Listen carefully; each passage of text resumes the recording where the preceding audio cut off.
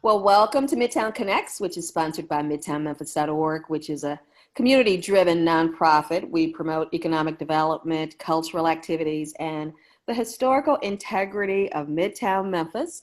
I'm Porsche Stevens. I serve on the executive committee for MidtownMemphis.org, and this afternoon it's going to be an exciting conversation with three community leaders. We're waiting on one more to join us, but hey, we've got a full group of folks here that can handle this call, that can handle this Zoom call, excuse me.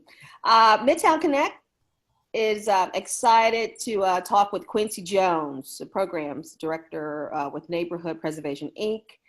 Also, Quincy Morris, which we love to call Miss Quincy, who's the executive director of Klondike Smoky City CDC. And we're waiting on Councilwoman for District 7, Michael and Easter Thomas, to join us on this call. But we'll go ahead and dive in because there's so much to talk about. This is really more of a celebratory conversation for the north side of Midtown is what I'd like to call. It was all about representing North Memphis, but that's really north of Midtown. And Quincy, let's start with you. If you could briefly let us know, what is Neighborhood Preservation, Inc. all about? Absolutely. Thanks, and good afternoon, everyone. So my name is Quincy Jones. I have the privilege of being the programs director for Neighborhood Preservation, Inc., most commonly referred to as NPI, in and around the business and real estate circles here in Memphis. So we're a nonprofit entity that has been around since 2012. And most notably, we've been involved in various strategies and efforts to eliminate blight in the city of Memphis. So what that means essentially is we've partnered with a number of nonprofits, a number of community organizations, a number of private funders, bankers, lenders, and people who are generally trying to make various levels of investment in Memphis to address the issue of blight. So some of the things we've sponsored obviously are well known for our blight conference at the past 5 years, 6 years, I believe now, where we bring in speakers. We also work with a number of organizations to have think tank discussions about issues of eliminating blight. How do we address everything from the car that is left in the front yard, which some people talk about and refer to as the culture of blight. And, what are some of the systematic things that have ailed a lot of the outlying Memphis communities and suburbs? So we have a strong footprint in terms of redevelopment work and efforts in Fraser, where we've partnered with Habitat for Humanity, the Fraser CDC, ComCap Partners, which is a locally boutique real estate development firm here in the city that works towards financing and finding tax credits and other levels of capital for nonprofits. And a big partnership we have going on in North Memphis and Klondike, as well as with Fraser, with Rashawn Austin, who is director of the Work CDC, which is based in South Memphis, who is doing a couple of massive multifamily development projects in Fraser, and is also working on some single family efforts in Klondike Smoky City. So in a nutshell, when I meet people for the first time and they don't know about NPI, I usually tell them we have a little scheme that we just say NPI is when the public sector can't and when the private sector won't, and then when someone should. So obviously that talks about, or that addresses issues of disinvestment in communities and what they look like, why they occur, getting to the bottom of it, and ways that we can either support directly, but also collaborate with the community and individuals who are on the ground, the people who eat, live, work, and play there, who are most affected by their community activities. But then, how do we be a good partner and bring in solutions and open up opportunities for neighbors and neighborhoods and communities alike to communicate and be involved in addressing issues that plague and make issues and make communities susceptible to detrimental land uses and things of that nature. So we have a track record that, we're very proud of. We're always obviously open to help and do various things to strengthen Memphis and Shelby County communities and just try to make neighborhoods where people can live in peace and just a formidable, peaceful setting, if you will. There you go. And we totally appreciate the work that NPI is doing for our communities, especially what's happening right now for the North Memphis community. So I'd like to bring in Ms. Quincy You're the executive director of Klondike Smoky City, CDC. A lot of good stuff is happening in your community. Hey, the city just awarded you 150 properties. I mean, you know, you've got Jackson Avenue corridor that's about to go through a makeup transformation. So share with us, what is Klondike Smoky City, CDC all about? Klondike Smoky City, CDC has been involved in community since 1996. And we started off as a neighborhood association. We became a neighborhood association in CDC, then we became a CDC. In 2005, I believe, we met with our elected officials because it appeared to us that the city would do development in Uptown, skip over us, go to Becca, Douglas, and other areas. So we met with the city council, and they told us if we organized Smoky City and brought them up under our umbrella, they would build us a new resource center. And that's how we got the new building that we are in today. In 2009, we organized the Smoky City community and brought them under our umbrella, and that's how we became the Klondike Smoky City CDC.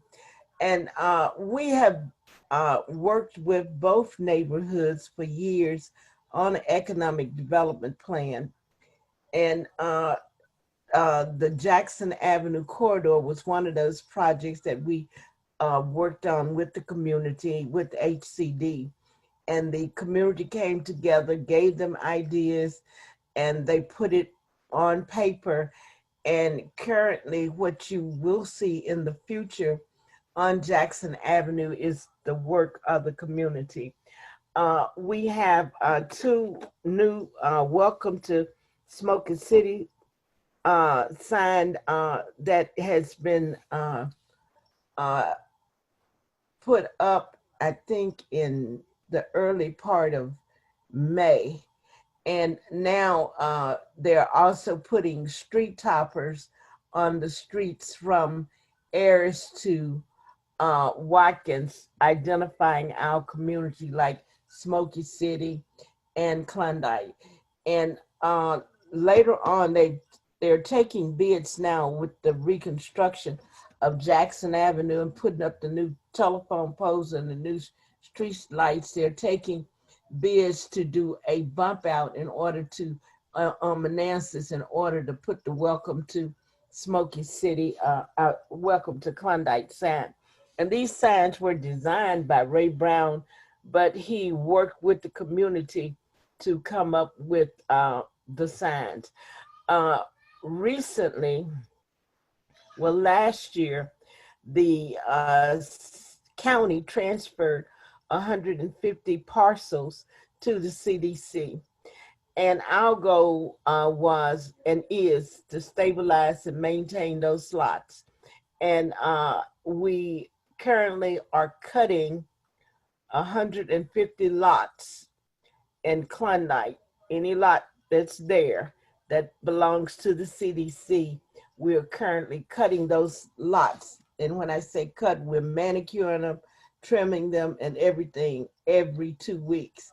And we also do windshield studies for both Klondike and Smoky City.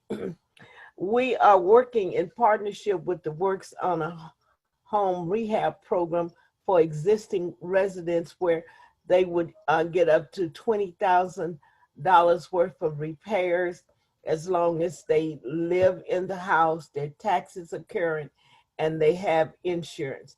And there's no age limit, no income limit on these forgivable grants. And all the resident has to do is commit to staying in their homes for 5 years after the work is done. We also is working in partnership with NPI and the Works. We have done some rehab on some homes ourselves, and currently we have two completed homes rehab, and we have two families that have moved into the community. and we have about 3 houses currently under construction to put new tenants in. We also work with our seniors. We work with our schools, our churches, and as you might note in this endeavor with the Connection Center, most of our residents, a lot of our residents are seniors and they do not have internet and so what we have done, we have managed to develop a telephone line where we call residents, check on them, and we're doing this through the COVID. We check on people on a regular basis to see how they are, what they need, and we get the word out through telephone calls and emails, because we do have residents that are on our email, and we do have social media. Our partnership with NPI and the Works have been uh, a good partnership because they have helped the CDC build capacity in areas that we did not have. And that has been a good working relationship. And I think that the partnership that we're getting ready to develop with the various organizations that are online today has been a good partnership because I have worked together to celebrate, in a sense, our work because all the experts were sitting around the table. I have a saying around the CDC. Most people know I'm no cook, so they don't let me in the kitchen. So things I don't know how to do, I know how to contact the experts, and we have a lot of good experts and a lot of knowledge at this table, and I am proud to be a part of it because we could not have done what we did by ourselves, and we had a whole lot of expertise, people that were familiar with state and city and county regulations that knew the system. And we never would have been able to pull it off because of the fact that they are no longer seeing people in the city council meeting, but because we have a habit of showing up, our residents do know how to show up in the time of need.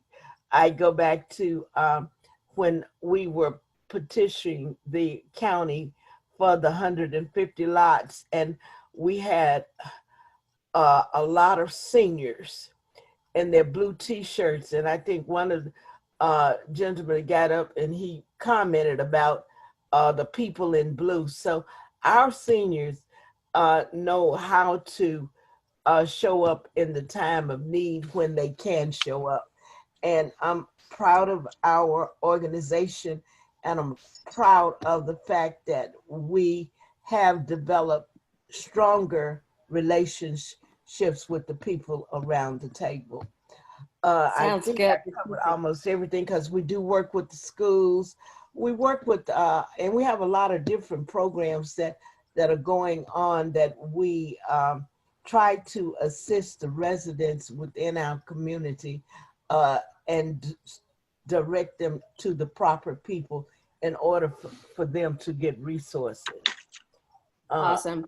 Thank you for sharing, Ms. Quincy. That all sounds good. It's all about communities collaborating. You touched on that. You have been super busy in the Klondike Smoky City neighborhoods. I want to welcome Councilwoman Michael and Easter Thomas to the call. Thanks for joining us, Councilwoman. And now something Ms. Quincy mentioned was, a project, the neighborhoods where we came together and started working on a particular project. So I want to throw it back to Quincy Jones to share with us the reason we came together, which was about a piece of property on Jackson Avenue that the property owner was considering changing that property into a transitional facility. And it then became, all hands on deck to address that issue. So Quincy Jones, will you share with us how NPI been partnered with Klondike Smoky City and the other neighborhood organizations to, really find out how y'all feeling about this? It started with a conversation. What do you think about a transitional property being placed in, a neighborhood that would really affect several neighborhoods? Right, absolutely. Thank you so much, Portia. So we first found out about the proposed connection center, I'd like to say it was about early February. NPI, obviously in conjunction with the Klondike Smoky City CDC, had worked for several months to work on what is known as the Memphis 3.0 plan, and in particularly for the Jackson Avenue corridor where this proposal was located. So that's Jackson Avenue in between Bellevue and Watkins. Has a number of businesses that have been slated as parts of the renewal of that avenue. And by renewal, I mean going back to someone mentioned earlier, Ray Brown, the architect who has designated and designed a lot of the plans for that commercial corridor, which call for some enhancements to building facades, as well as the redevelopment of signage that Ms. Morris referred to, and more notably, a great deal of landscaping that has also been proposed as a part of the Memphis 3.0 plan, which was approved earlier this year. So how we got to the point of addressing the community's concerns, for those of you who may not know, the proposed building is a 8,000 square foot vacant building that is located in between Jackson and Bellevue, closest to Claybrook Street on the south side. It's currently zoned under the commercial mixed use. So essentially what that means is that there are certain uses that are permitted by right, of which there are about 14 or 15, and also there are uses that are permitted by a special use permit. So the proposal of this building and this site as a transitional housing, which would house prisoners from hours of 9 to 5 in form of an office setting, but then would convert into a living facility after hours. And then those men who would be entering that site, men who are over 18 years old, who are either incarcerated or formerly incarcerated, or men who have mental illnesses, will be living on the site for a period of 90 days, as under the proposal. And then after that 90-day period, the men would be required to vacate the site, and then another new group of 50 men would come in after that 90-day initial period, and then so on and so forth. So a cycle of continual occurrence of the transitional housing use on the site. So that type of use under the commercial use permit, under the OPD planning and zoning guidelines, is only permitted by special use, so therefore it's not permitted by right. So obviously there were a number of concerns from the community. There were several meetings that were held with the applicant prior to COVID. There was actually one in-person meeting, and essentially, there was a lot of thought in terms of the process and how did we get here. Why is this the current proposal? Is this the best proposal for the neighborhood? And obviously, there was a overwhelming consent of residents, including neighborhood organizations, different community groups, business leaders, institutional leaders, and so on and so forth, various stakeholders who were not accepting of the proposal. So obviously there was a great deal of work with the Klondike Smoky City CDC, which obviously is at the forefront, being the neighborhood organization where the proposal is located. So there was a massive effort, if you will, to talk to people who live and work in Crosstown, in Valentine, Evergreen, and a number of organizations who are involved inside the community and who are direct abutters who would be faced with that. So we're very pleased to find out through several weeks and even months of ongoing discussion about this, that the applicant did indeed decide to pull his permit on last week.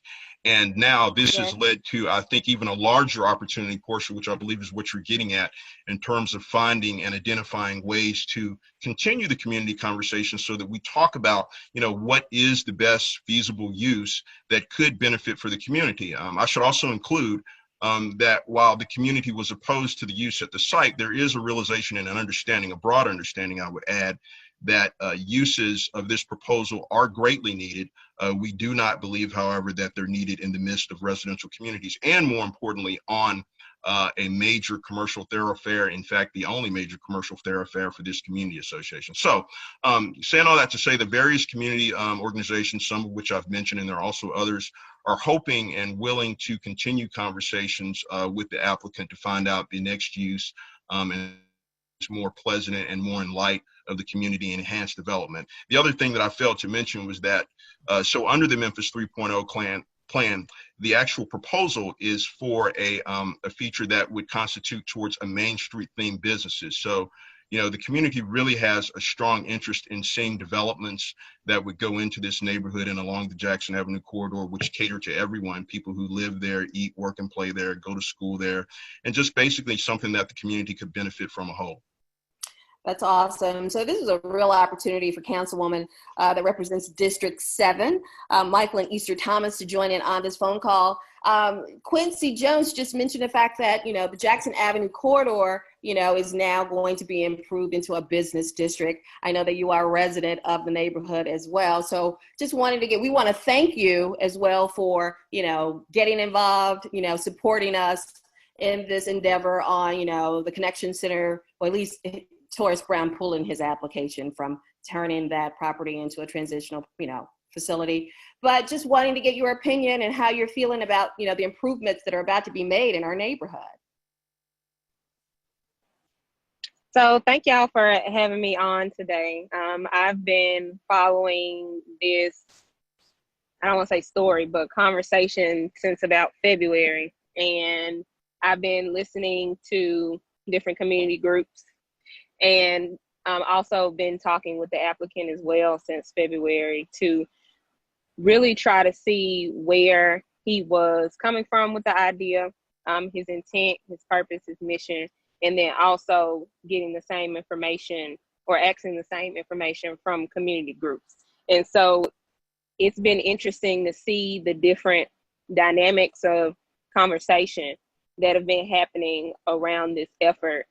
And the last time that I did talk with the applicant was Thursday, when him and I were talking about the future of his property, how and why to pull his application. And once we finished talking, he went ahead and pulled his application from being considered. And I know that it may have seemed as though I was kind of quiet during the whole thing since February, but I really was just in conversation and just listening and paying attention to what people were saying, which is what I do. And I because I don't want to speak before I hear all of the information and hear all of that. Now, as that property in particular, when it used to be the barber school, I used to take my brother there all the time. My father went there. Also, my grandmother stays directly across the street, off of Jackson in Klondike by Joe Brown's office. Been staying there since the 80s. So it's definitely a personal connection there as well. And also wanting to see any part of North Memphis, my district, and Memphis as a whole thrive and be progressive. Some things that the applicant and I were discussing was how can we support Black entrepreneurs in the Jackson area, in the North Memphis area, without making it seem as though they're not needed or wanted in the move towards progress.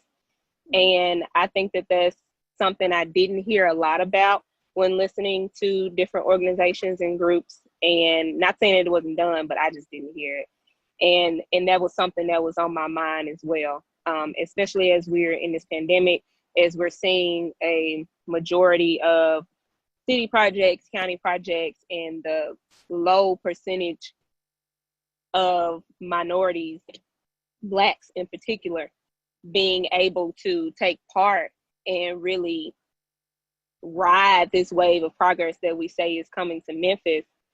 Me, and this is just my personal opinion added in, I would love to see MPI, the other neighborhood groups, really work with the applicant to help in any way to get something that can be agreed upon to go into that area. I will say that I haven't seen a lot of interest in that his certain sector of that building until he put his application out there to make it a transitional. And so I would just like to see that same fervor and need for camaraderie amongst the neighborhood to support all Black entrepreneurs, property owners, business owners in the area. As we look towards progress, we just want to make sure that we're helping and supporting those who have been there before the 3.0, before the Jackson Corridor Plan, before people were paying attention to Jackson and Watkins or Jackson and Cleveland, to make sure that everybody's involved. So the applicant and I are still in conversation as we have been for years, and he was okay. As far as our conversation, he was okay with pulling that application because he wants to make sure what he does is best for the area.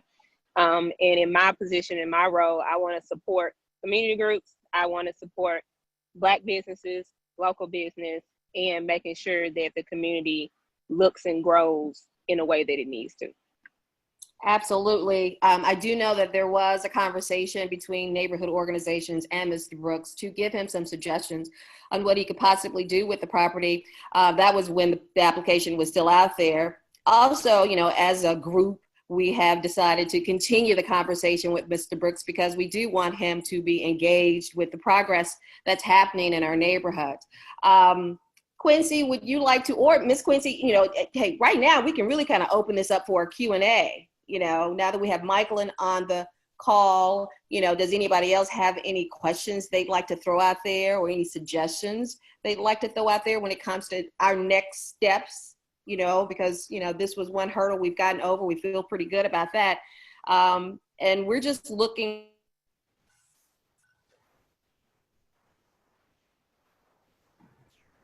Oh, Portia, I think we lost Portia for a moment. Or she paused as we wait on her to come back. I think she was opening up to a question and answer portion. So if anybody wants to kick us off on that. I would like to say that I too have been in conversation with Taurus during this entire process. Taurus has been very instrumental in the Jackson Avenue corridor, and when we were making plans for Jackson Avenue, he has been included in those plans. And we intend to continue to work with him to see if we could help in any way find a use for that building that can benefit the entire community and Taurus. That's something that we intend to move forward on. I do realize when I talked to him on Thursday, when he told me he was going to pull the application, that he had talked to other people, other community organizations, and they did not think it would be a good idea to put a transitional facility there. And I think that when we met with Taurus some meetings ago, we gave him at least about 10 other things that could go into that building that we will continue to try to give him information so he can pursue, because he has been steadfast and committed to Jackson Avenue. And we would not want to discourage him because of this venture, that maybe we can find another use for the building. Ms. Quincy, do you still hold those community cafe meetings? We have not had one since COVID. And we were talking about trying to figure out a way to have a monthly meeting. I think I talked to Margaret last week, and we're trying to figure out a way where we could have one of those meetings like we did before, because prior to COVID, we were having, in addition to our monthly partnership meeting, we were having meetings on Saturdays to involve the residents in the decision that we're making about the community. So we're in the process of trying to figure out a format that we could have a meeting to because some of our residents do not have access to computers, but we're working on that where we can have a meeting involving the residents. Yeah, good deal. I encourage you all to check out Community Cafe. That is an opportunity to see and hear, the progress that's being made in North Memphis. And, they're looking for ideas. Yeah. I mean, that's really one of those brainstorming meetings where you can then come to the table and, hey, make suggestions. So I even suggest Taurus Brooks chiming into those meetings, Yeah. I think one of the things that we are doing, because when we were having the meetings, the community expressed the desire to have certain types of community gardens or meditation gardens and different spaces in the community where they can just come. And we're in the process. We're working with Dr. Z to try to create a meditation garden in the community. And with the 150 lots, we are asking for suggestions from the community, because we don't intend to make any decisions about these lots unless we have community input. The only thing that we're doing right now is stabilizing and maintaining and fighting blight. I can say that we do have a lawn service crew that is picking up the debris. They have collected, as of last week, most of the tires that have been just deposited. And we're working to try to keep the community looking good, as good as possible. And because some of the lots that we got were in bad shape, and we have managed some of them where we removed the trees and got some of the debris up. But we're working to be able to stand on one street and look all the way to the next street without a lot of hanging vines and tree limbs and different debris. But we got a crew out every day working on maintaining not only the lots, but the community as a whole, because as they see debris, they pick it up and we take it to the dump. And we're hiring people from the community to work on these crews to help us maintain the community. And we're paying $15 an hour.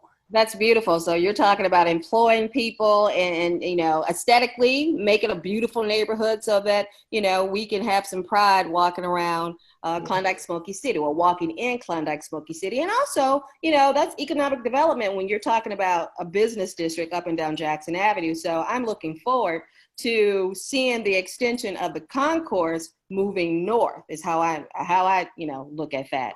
When you're talking about a $200 million project, that needs to extend itself over to Klondike Smoky City because it's 5 minutes away. You've got Vecca, which is a historic district, east of them. It's like, hey, this is a win-win for everybody. And then you got Harbor Town, west of them. So I think, that community, and I can speak for it because it is a predominantly Black neighborhood, deserve, to have nice homes, sidewalks, lighting, restaurants, bars, whatever it takes to get people to invest in that neighborhood, just like the neighborhoods that we're all comfortable and proud of.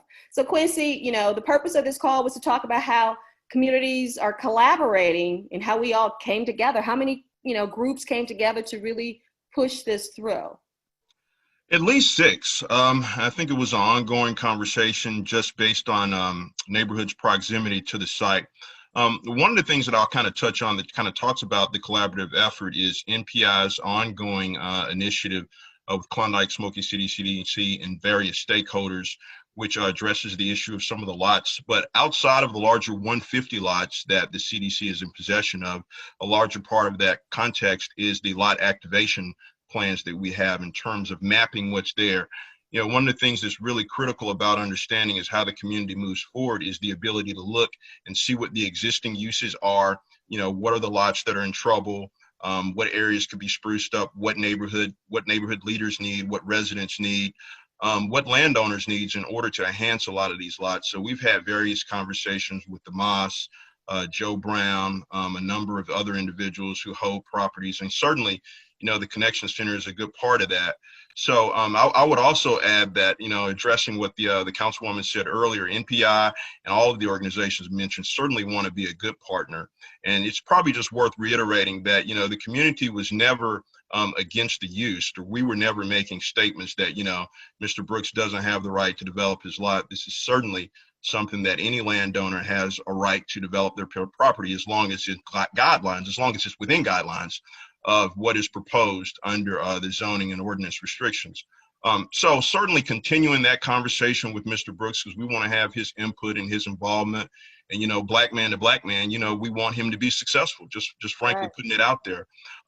There's a lot of, you know, lack of investment that has occurred in North Memphis over several years. All of us who grew up here certainly know that and understand that better than anyone. And we want everybody to be successful. And certainly we want the community to be successful and able to thrive and, you know, be as livable as East Memphis or various neighborhoods across the city. So, you know, we already talked earlier this morning about what it takes and what needs to be done to, you know, bring him and certainly welcome him back to the table. So, you know, we don't review or consider his site plan or his proposal as something that, you know, that we accomplished without him, or we're moving on, you know, not thinking about that. But certainly we want to work hand in hand with him literally to redevelop his lot to something that the neighborhood as a whole can benefit from. So, you know, we have a lot of activities going on, but looking at lot activation in terms of determining the mapping and what's best for the community and what's best for the families and those who live there. Awesome. Nicely said. Well, MidtownMemphis.org is all in support of advocating for Midtown neighborhoods. And I look at Klondike Smoky City as being north of us. It's a part of Midtown, you know. So, hey, we congratulate our efforts on making this happen in a nice kind of way, because we still want to continue conversations with the property owner. Are there any more questions for Quincy, Miss Quincy, or Councilwoman Michaelyn Easter Thomas? Well, we appreciate your time, appreciate your expertise, and we definitely look forward to continuing the good work of our communities. Thank you. Porsche, can I say something before we leave? Oh, awesome. Yes, thank you. I was trying to get to a stopping point. I'm driving. But I just want to say that thank you all for having me on the call, and definitely please keep me informed.